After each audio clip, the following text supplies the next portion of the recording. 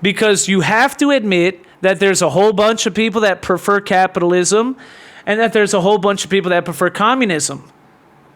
But how do you know, who are you to say that capitalism is superior to communism or communism is superior to capitalism?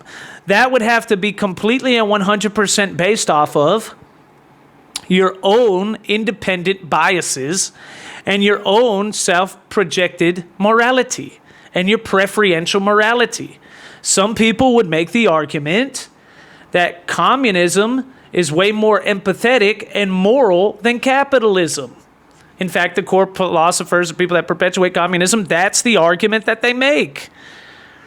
In the same breadth, there are many who would say that capitalism is in fact more empathetic and moral, and the philosophers of capitalism, their core argument is that capitalism is more empathetic and moral than communism. The reason why that matters is because he's saying the reason why that matters is because if you live like that, where it's just perpetuated preferential morality and it's not coming from anyone outside of any moral authority, God, then what you're saying is, how are you to tell that slavery wasn't wrong, right? That's basically what he said.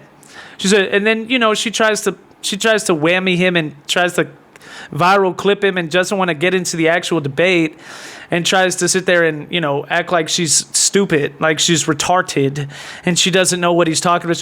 What? Are you advocating for slavery right now, Andrew? Like, what are you doing? What are you even talking about, Nate? Like, come on now. You didn't actually believe that's what he advocated for. You wouldn't even be on the show debating him, right?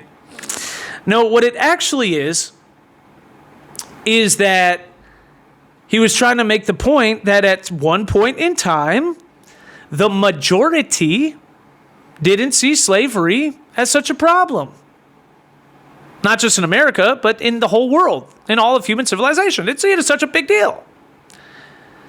And if you have preferential morality, then you would have stated that it's probably not a big deal either. Unless you had a different preferential morality, then you would say that it was. And who's to say if you only go by perpetual and morality? And essentially the point he's trying to make is that liberals, leftists, people on the far left like yourself, that don't believe in God, they don't have a moral arc.